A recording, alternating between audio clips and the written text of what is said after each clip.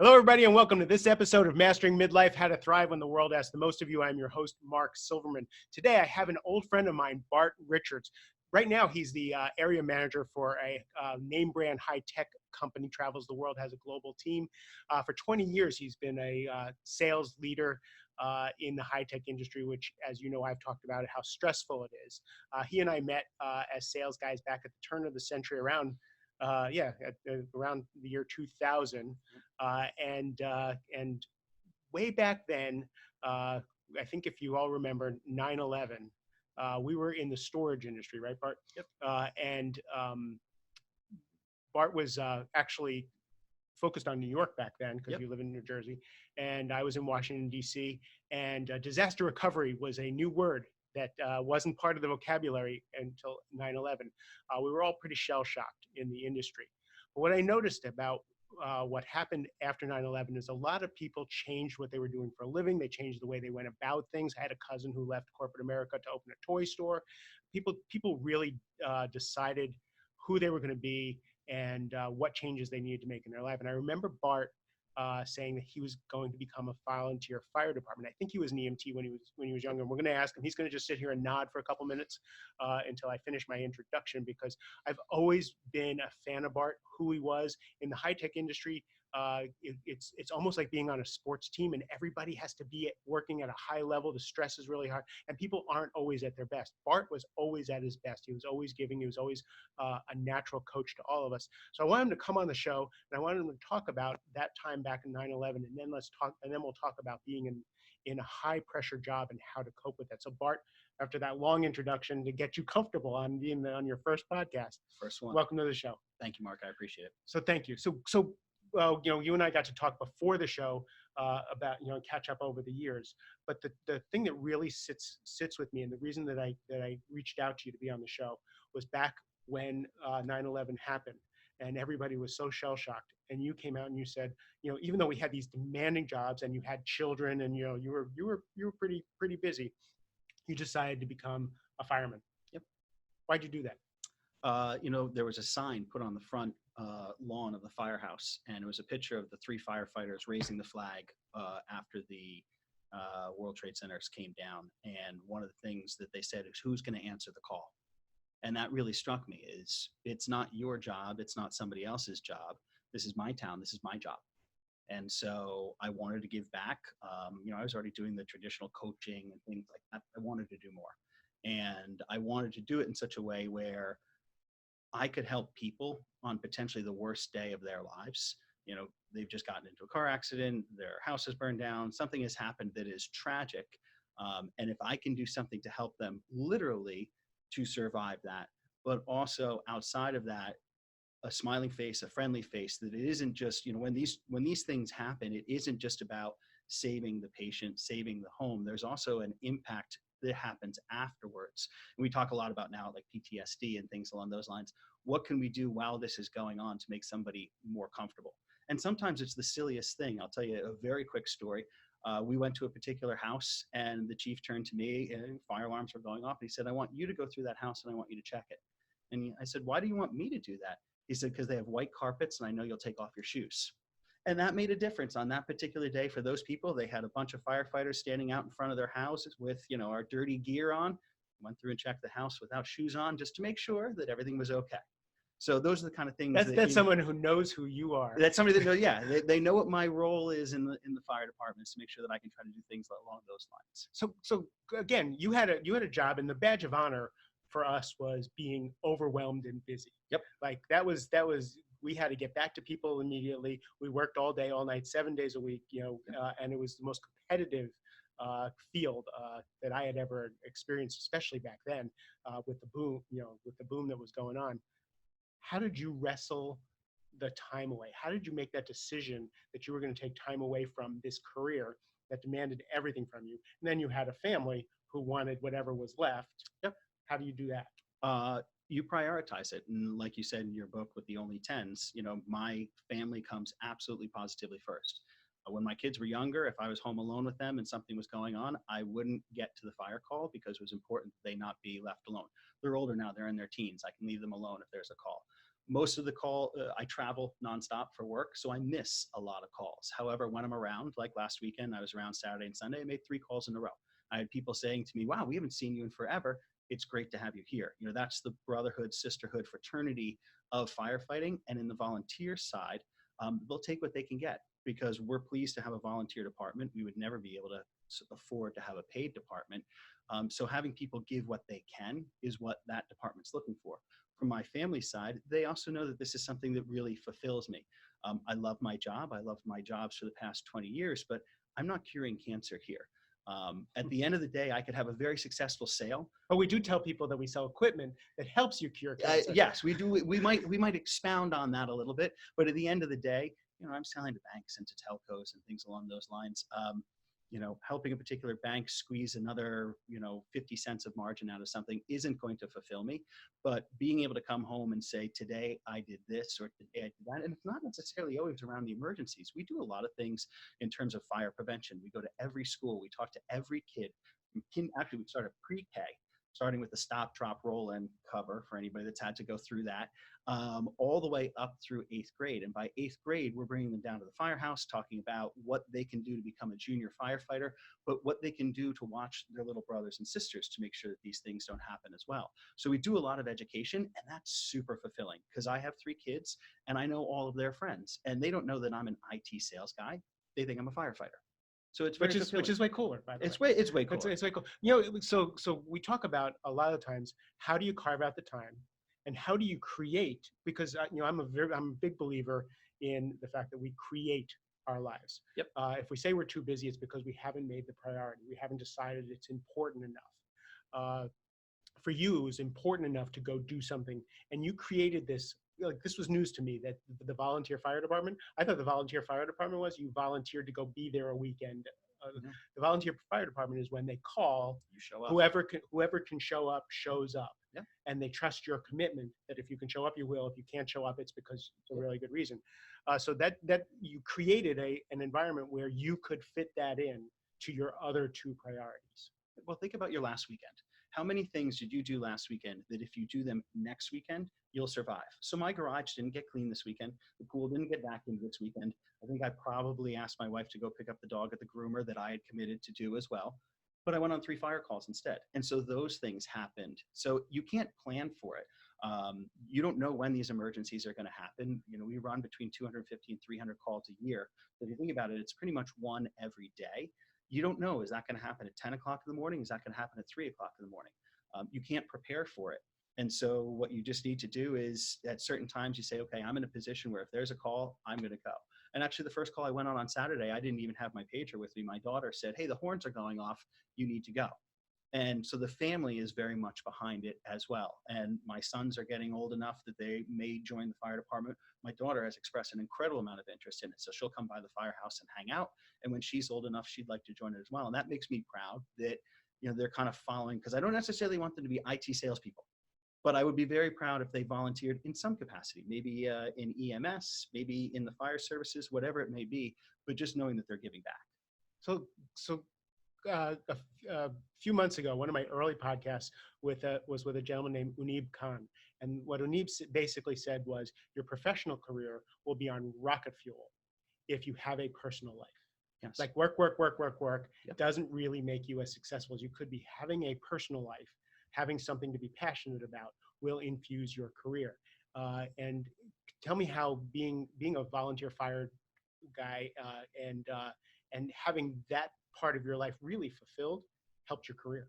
Oh, absolutely. Well, we've talked about this a lot, is that what we do, you don't necessarily come home. We may be supporting the hospitals that cure cancer, but we're not coming home and going, man, I made a difference today. Not only do I feel like I'm making a difference, but I'm also getting an incredible adrenaline rush. You really can't imagine, oh no, wait, everybody can. It's exactly what you think it's like. You're hanging your head out the side of a fire truck, blowing the horn, making a ton of noise as you go safely, but tearing through town. It's a ton of fun.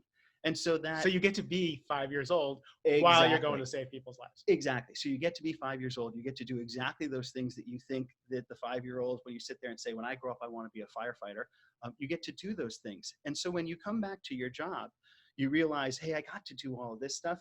Now it's time to kind of focus and do some of these things. Again, you and I have talked about Um, Sometimes the lack of focus. So the garage may never get cleaned, but if I'm happy, that's all that's going to matter. So I'm not concerned about it. And I know when my wife listens to this, she's going to laugh and say, well, it's always you that wants to clean the garage. So I may be just finding reasons why not to do that. But from a career perspective, what it does is it helps give me a little bit of focus and attention on, okay, this is what's important. If I look at a day and let's say I'm working from home and I've got, 8 hours of phone calls and somewhere interrupted in there's a fire call. Maybe it takes 45 minutes, maybe it takes an hour and a half, whatever it is. I've never had a situation where we couldn't get everything done that we'd planned in that 8-hour day in the 6.5-hour day that remains. So it really makes you question, am I spending too much time on some of these things? Can we compress this down? And when you say to somebody, hey, I'm really sorry that I didn't make that con call, but we just had XYZ happen, you often get a remark like, oh, okay, so now what do we do? Great, let's just resolve these 3 things and move forward and cut down on the amount of time that it takes. So it helps to fulfill me, it helps to focus me, and it kind of gives me a little bit of a higher glide path in terms of what am I looking to do and what is important. So Explain that, because I like the turn of phrase, but I want to know what that means. So that's going to be difficult to explain. My oldest is getting his driver's license soon. And so I look at this not only from the safety aspect of him getting his driver's license, but all of the other things that go around the responsibility that comes with a driver's license. And by no means am I doing the scared straight thing and taking him down and seeing the DUI crashes and all of those kinds of things.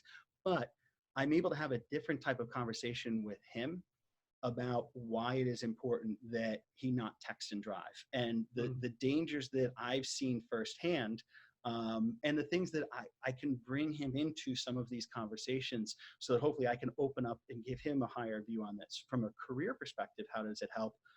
It's great stories at dinner.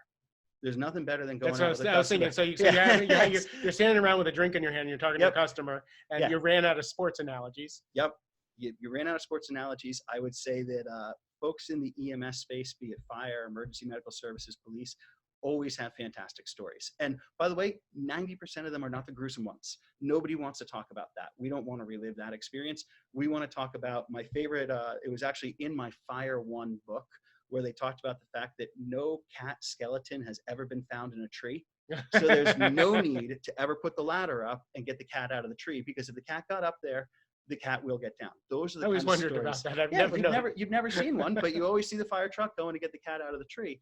Those kind of situations. The poor little old lady that calls because her carbon monoxide alarm says 97 on it, but when you take it and turn it upside down, it actually says low, because it's time to replace the battery.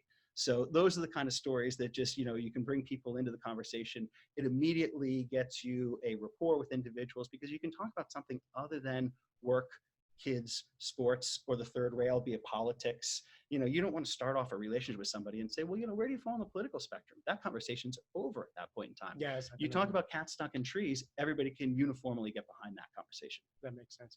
So you're a sales leader, which means you have a bunch of crazy salespeople who work for you. Love them. Right. Love them all. Right.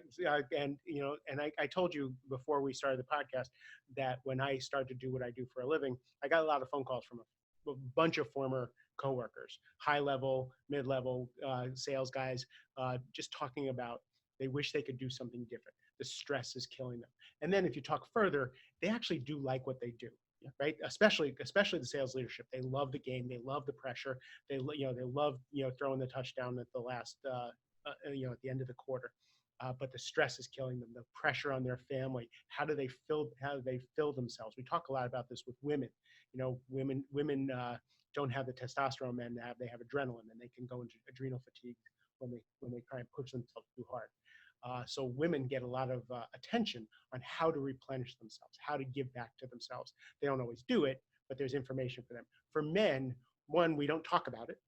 If we show weakness, it's not a good thing. We don't flinch, because again, these high-tech sales jobs are like being on sports teams. Someone comes into your office and they're one of your really good players, but they're fraying at the seams, or you see them at a kickoff, or you see them and they're drinking a little too much. They're the one who's staying out a little too late, right? And they're not showing up, showing up a little disheveled in the morning, but they're still a good player. What do you talk to them about, and how do you help them find some of the balance that you found? So those are very hard conversations because, again, we're crossing that border from work and professionalism into personal lives. But when the personal lives are affecting the work, you've got to have those conversations. So I will use a lot of examples. You know, in addition to being a firefighter, I'm also in the winters, I'm a ski patroller, and I also coach sports. And I find things to keep me excited and happy and busy while my kids and my family are doing all the other things that they're doing as well. Often we'll start the conversation with, what do you do outside of work? It's such an open-ended question. You can talk about your church. You can talk about your parents. You can talk about your politics. You can talk about your children. It is a very open-ended question. And with that question, try to draw out how can we take the conversation in a direction where they're thinking more about what the impact is to them outside of work as opposed to what the impact is inside work.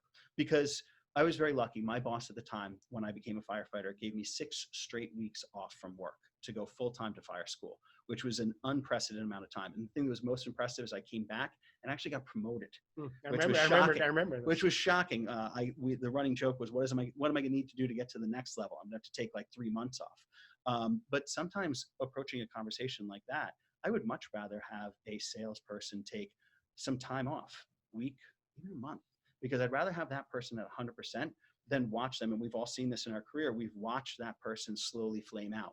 And you say to yourself, wow, they used to be great, but they've got too many things going on. And you name it, divorce, cancer, death of a child. We have seen it all in our careers. And I'm not saying that I'm cold or callous to it. I'm saying there's a path that we can help. We may not, for everybody, we may not get it. You know, we talked about this, depression is very real. We may not get everybody out of that, but if they can go to work and know that that's one more safe place for them because somebody's watching out for them, that's the conversation that I want to have, and try and walk them through that journey with a lot of help from a lot of people that know this way better than I do, but just give them that safety.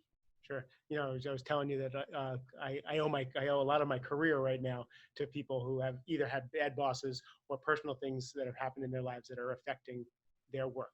So I'm brought in to either right the ship for someone, or someone who's saying, I'm going to get fired if I don't fix this.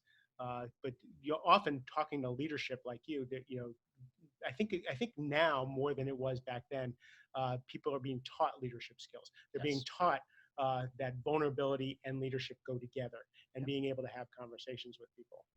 So if you were just sitting with a young sales guy and they're getting started in their career, what advice would you give them in order to be able to deal with the pressure? So young sales guy or gal. Let's keep that in mind. I actually received my first resume ever that had pronouns listed on it. So it's 2019. I was actually very impressed with that. And when my son had to submit a resume for a school project, I made sure that we mirrored that on there. The advice that I would give him would be very straightforward: is build up your support structure, because this is going to be difficult. Any job is difficult, be it sales or anything else. You need to make sure that you have a firm foundation of other people supporting you. And you mean friends? Friends. You mean family, friends outside. You know, that's why I keep focusing on men, because women know this. Women are told this, but they may or may not do it. Men are not even told this and told how important it is. Well, think about it. If you picked up the phone right now and called one of your best friends from college, you could probably go out, grab a beer, grab a soda, grab a lunch dinner with him, and it would be picking up exactly where you left off. The problem is you may not have done that in 40 years. And so men do tend to do that. The trick is to find a reason or a scenario where you're consistently doing that. So we have men and women on the fire department. There's men and women on the ski and safety patrol. There's men and women in the coaching staff. I make sure that I surround myself with environments. Not only am I going to be around my family and my children and doing things for them, but additionally, that I'm going to have an opportunity to interact with people outside of just work. I had, you talked about terrible bosses. I had a boss back a gazillion years ago at EMC, and I'll never forget, I was 22 years old. A bunch of those who are listening right now are going, was that me? No, nope. Zero chance that individual is listening.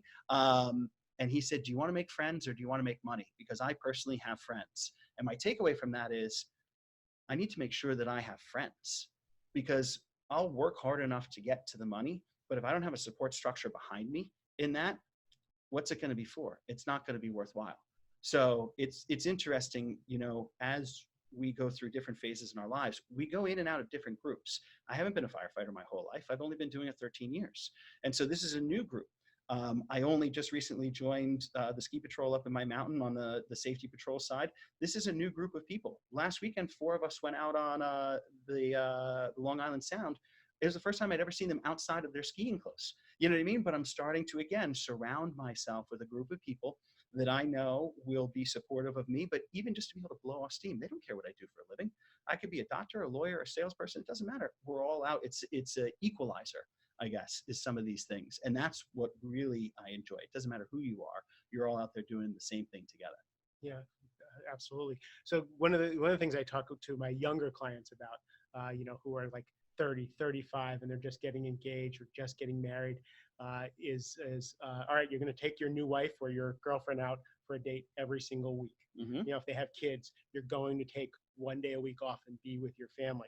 Let me tell you, I coach older people, and I'm going to save you half your wealth. I'm telling you right now, I'm saving you half your wealth, and I know you love this person. You want to be with them.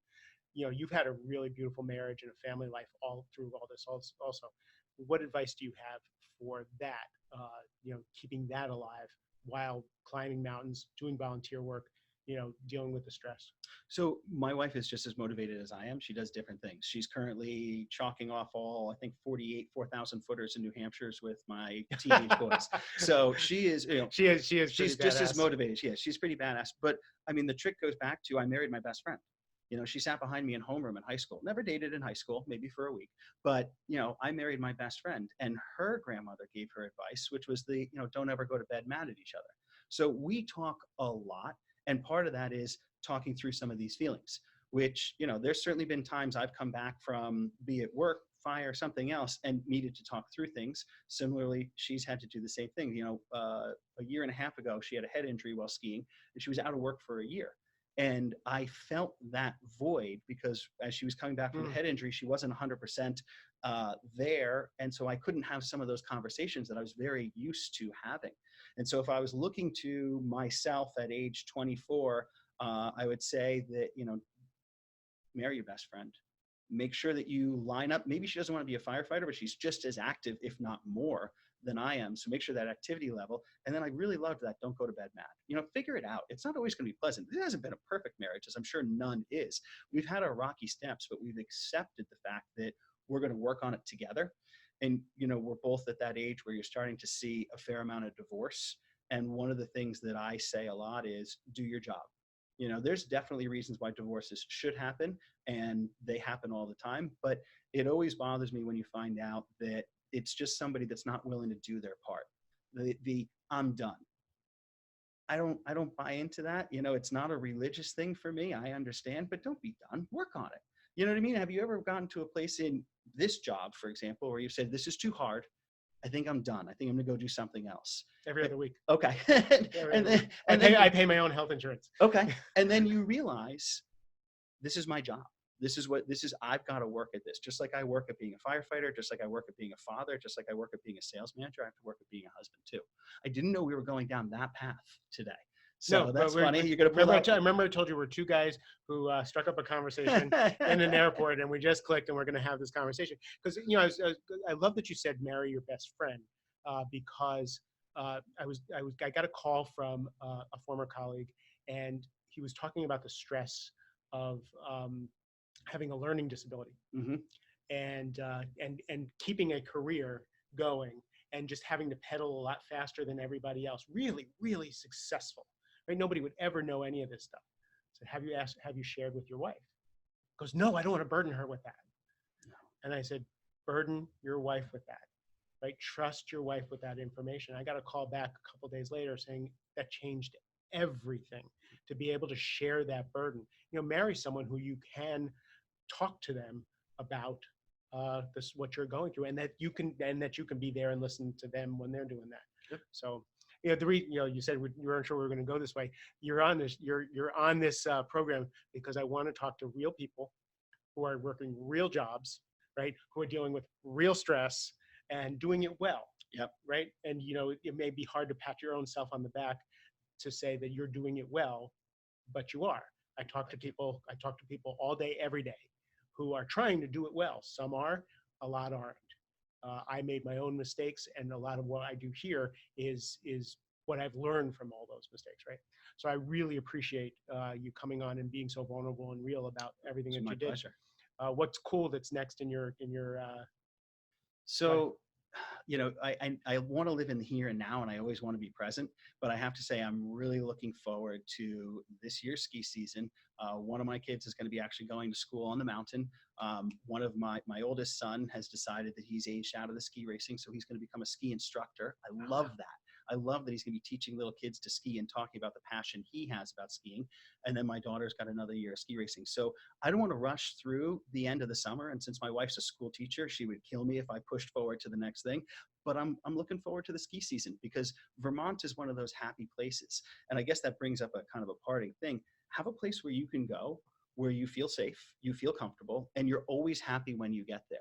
It doesn't matter if So Vermont is your Vermont's place. my happy place. Yeah. So we just purchased a condo up in Vermont, and it's not perfect. It's one of those 80s beater condos that everybody had, but it's the place that I step away from all of these other pressures and stresses. And I can still answer the phone and I can still be on email, but I'm in a happy spot when I'm doing those things. So that's what I'm looking forward to next. And then I got a whole lot of work to do to actually become a full ski patroller, but we'll get there. We'll cover that on a future blog. That's way cool. So are you okay if people find you on LinkedIn and just kind of follow you? And, Absolutely. Absolutely. So I will put Bart's LinkedIn information there. Thank you again for being on the show. Thank you for having me. To everybody else, your time and attention is precious to me. There's a lot of places for you to listen. There's a lot of places for you to get information, and you spend it with me, and I am wholly grateful. I love you, and have a great rest of the day.